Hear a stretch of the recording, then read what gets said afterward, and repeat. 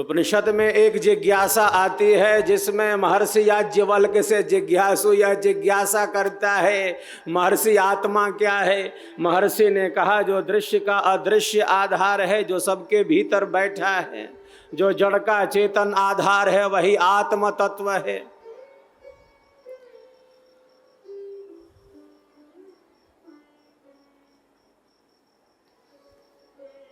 तो जिज्ञासु ने पूछा, महर्षि आपके कहने मात्र से तो उस तत्व का प्रत्यक्ष होता नहीं। जब मैं पूछता हूँ कि महर्षि वह आत्मा क्या है, तो आप कहते हैं जो हमारे भीतर है, जो सबके भीतर है, जो दृश्य का अदृश्य आधार है, उसी से शरीर संचालित है, सबके जीवन को वही चला रहा है, जो चेतन स्वरूप है। तो आपके कहने मात्र से तो आत्मा का प्रत्यक्ष होता नहीं, स्वयं का ज्ञान नहीं होता। जैसे कोई कहे कि दूध देने वाली गाय होती है और गाय दिखला नहीं रहा, बस इतना कहे कि गाय तो दूध देती है, दूध देने वाली गाय होती है। कोई घोड़े के बारे में पूछे तो कहे कि घोड़ा दौड़ता है। न घोड़े का प्रत्यक्ष है महर्षि, न गाय का प्रत्यक्ष। जब मैं पूछता हूँ कि महर्षि आत्मा क्या है, तो आप कहते हैं कि दृश्य शरीर का जो अदृश्य आधार है, जड़ का जो चेतन आधार है, विनाशी का जो अविनाशी आधार है, जो सबके भीतर बैठा है, जो सबके भीतर बैठा है वह क्या है, उसके प्रत्यक्ष का साधन क्या है।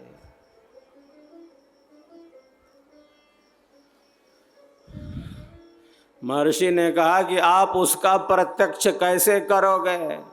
क्या इन भौतिक नेत्रों के द्वारा उसका प्रत्यक्ष करोगे? ये तो स्वयं उसी के द्वारा वस्तुओं को प्रत्यक्ष कर रहा है। क्या इंद्रियों के द्वारा उसका प्रत्यक्ष करोगे? क्या भौतिक पदार्थों के द्वारा, इन भौतिक नेत्रों के द्वारा उस अभौतिक सत्ता का प्रत्यक्ष करोगे? किस आधार से आप उसका प्रत्यक्ष करोगे? महर्षि ने कहा, जब जागृत, स्वप्न और सुषुप्ति से परे तुरीय अवस्था में स्थिति होती है, तब उसका प्रत्यक्ष होता है।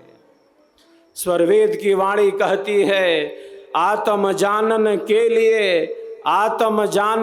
लिए अन्य करण नहीं काज, आप को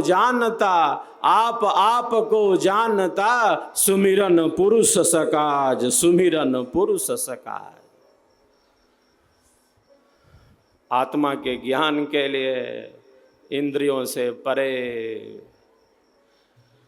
शुद्ध मन से परे, यतो वाचो निवर्तन्ते अप्राप्य मनसा सह, जहाँ से वाणी मन के साथ युक्त होकर उस आत्म तत्व को, उस परमात्म तत्व को प्राप्त न कर वापस लौट आती है, उसके परे वह सत्ता है। तो यह जो ब्रह्म विद्या का ज्ञान है, यह जो ब्रह्म विद्या का विज्ञान है,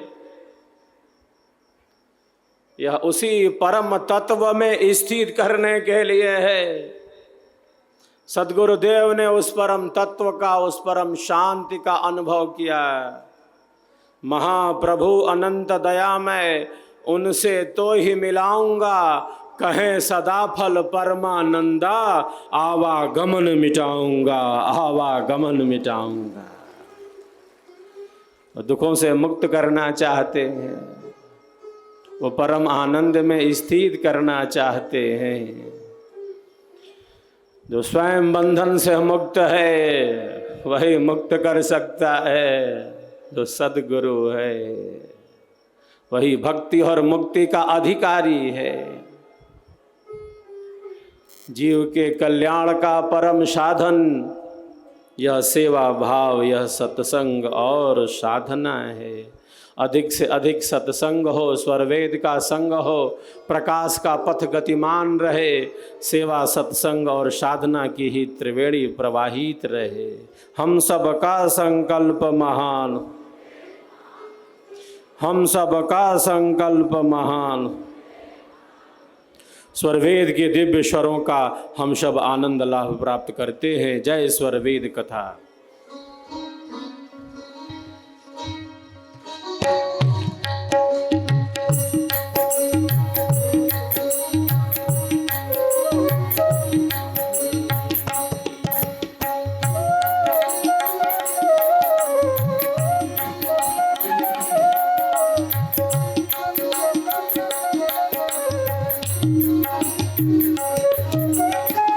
महापंथ यह योग है, सहज स्मृति है धाम।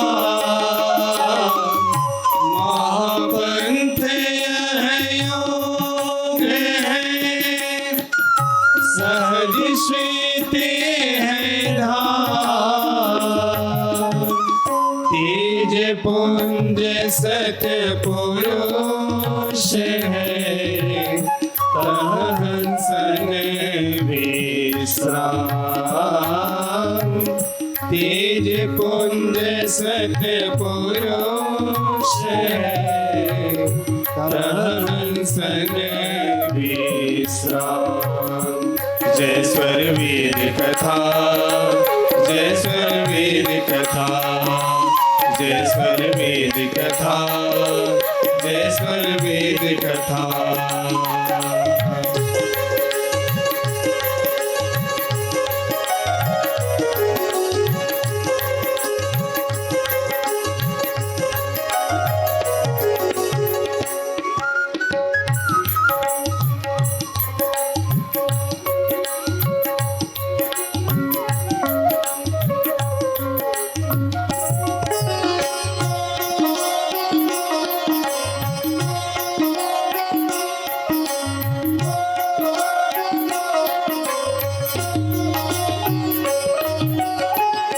नौ द्वार संसार का,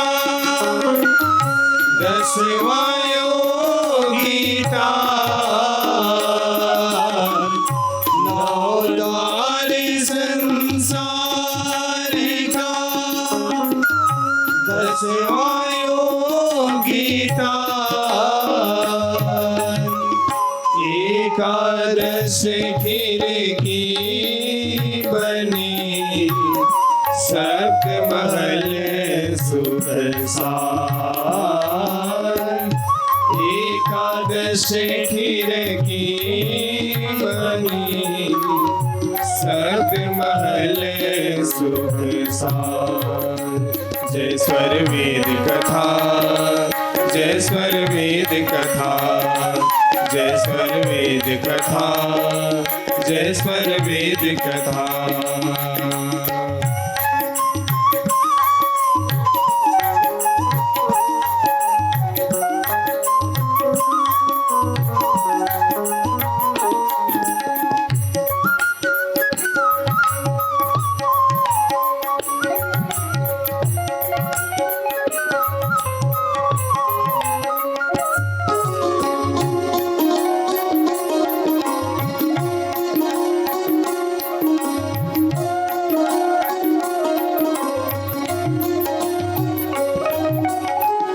आत्मज्ञान जब उदय भय, सुधि भयापन देश।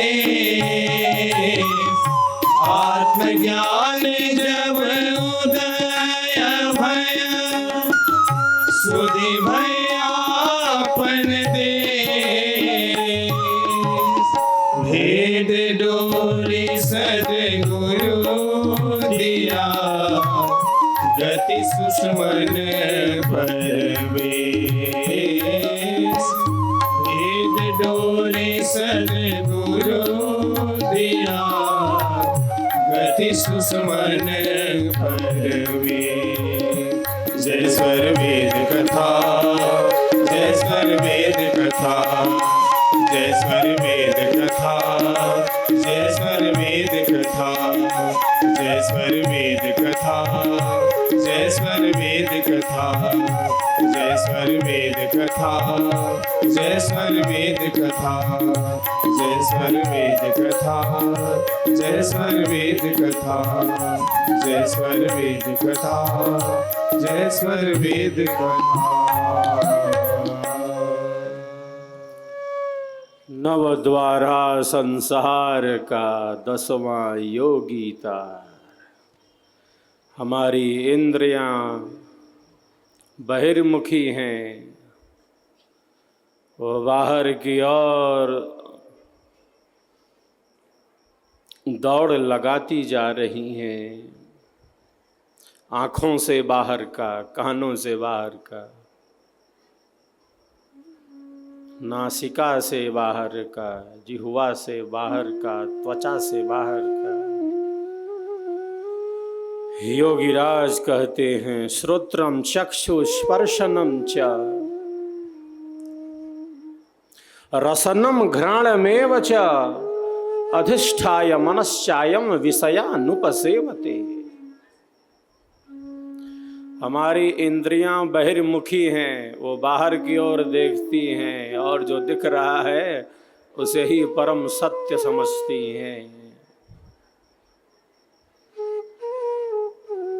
परांचिखानि व्यतिरत्य शंभुस्तस्मात् परांग पश्यति नान्तरात्मन। उपनिषद में ऋषि घोषणा करते हैं, मने सुरतिले उड़त है, बाहर दृश्य पसार, जीव भूले निज रूप को, भटकी रहे संसार।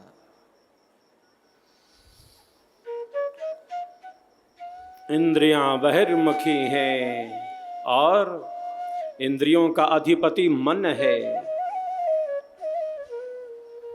आत्मा का संबंध मन से, मन का संबंध इंद्रियों से, और इंद्रियों का जो संबंध है वह उनके विषयों के साथ है, जिससे संसार का, बाह्य दुनिया का ज्ञान प्राप्त हो रहा है। स्वरवेद की वाणी कहती है, इंद्रिय अश्व अरु मन रज्यो, बुद्धि सारथी जान। आत्मरथी रथ देह है, त्रिगुण भाव पथ ज्ञान।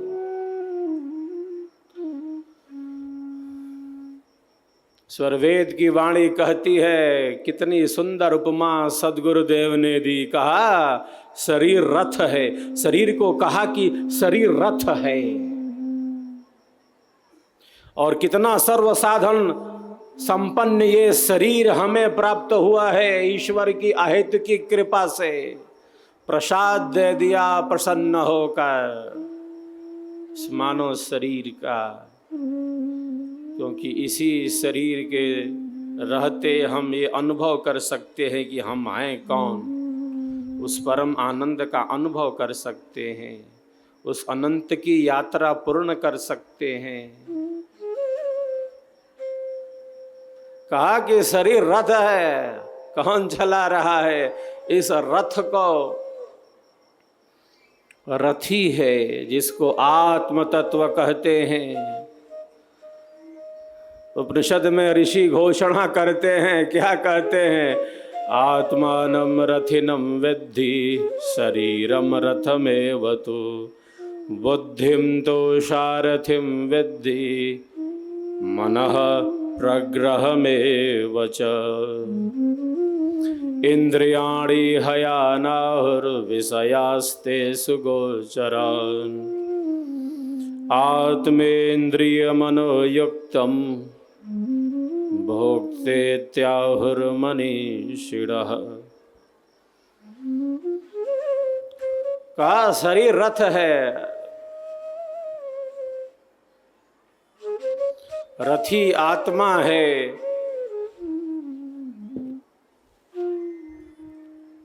जो शरीर रूपी रथ की स्वामी है, बुद्धि को कहा कि सारथी तत्व है। मन क्या है? मन को कहा कि लगाम है, लगाम। इंद्रिय गण घोड़ों के समान है।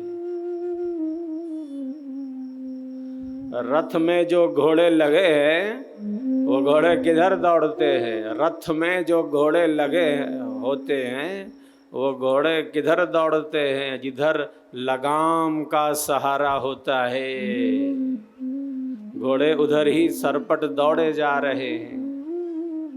जिधर मन का सहारा है, जो इंद्रिय रूपी घोड़े हैं उधर ही दौड़ते जा रहे हैं।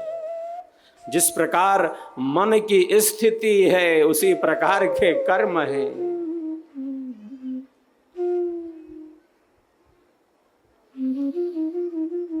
आत्मा रथी है, सारथी है, शरीर रथ है, मन लगाम है, बुद्धि सारथी है, उसके पास निर्णय की शक्ति है।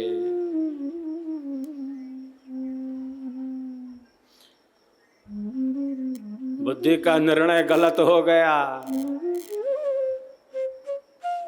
लगाम अनियंत्रित हो गई, तो इंद्रिय रूपी जो बलवान घोड़े हैं वे तो निंदित कर्म में भी संलिप्त कर देंगे। जिधर जिधर लगाम का सहारा है उधर उधर घोड़े दौड़ते जा रहे हैं। अगर लगाम पर नियंत्रण नहीं है तो ये बलवान घोड़े तो रथ को गड्ढे में भी ले जाकर गिरा देंगे। कौन दुख भोगेगा? मन को फल मिलेगा। दुख कौन भोगेगा? जो रथ पर सवार है, जो रथ का स्वामी है। मन के अनियंत्रण से दुख मन को मिलेगा, किसको कष्ट मिलेगा? जो रथ का स्वामी है उसी को तो कष्ट मिलेगा, दुख मिलेगा। घोड़े अनियंत्रित हो गए, कष्ट आत्मा को मिलेगा।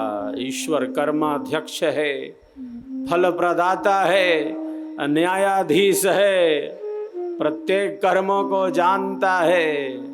घोर घने जंगल में अमावस की अंधेरी रात में कोई कुछ षड्यंत्र कर रहा हो, कोई नहीं देख रहा है। ईश्वर साक्षी है हमारे मन के मनन का, हमारे बुद्धि के विवेचन का। प्रत्येक कर्म फलदायी है। अभी हमने वाणी का प्रयोग नहीं किया और अनावश्यक बोलने से चुप रहना ज्यादा अच्छा है। ये वाणी का तप है। हमारी वाणी शुद्ध हो, शुभ हो, पवित्र हो, कल्याणकारी हो। अभी हमने वाणी का प्रयोग नहीं किया, न अच्छा बोला न बुरा बोला। मन अनियंत्रित है तो वाणी कहाँ से शुद्ध और नियंत्रित होगी? अहम की स्थिति है तो अंधकार ही है। इसीलिए आचार्यों ने कहा है, सद्गुरु ने कहा है, अहंकार जीवन के पतन का कारण है। निराभिमानी सरल स्नेह युक्त जीवन ही अध्यात्म के ऊंचे पथ पर ले जाता है। तो अभी वाणी का प्रयोग किया नहीं, न अच्छा बोला न बुरा बोला। शब्द सम्हारे बोलिए, शब्द के हाथ न पाओ। एक शब्द औषधि करे, एक शब्द करे घाव, एक शब्द करे घाव। वाणी का क्षय बहुत बड़ा क्षय है। ईश्वर ने वाणी के रूप में हमें कितनी अमूल्य शक्ति दी है। शब्द शब्द तरासा हुआ, ज्ञान और विवेक से युक्त, प्रेम सद्भावना, मैत्री और करुणा को बढ़ाने वाला।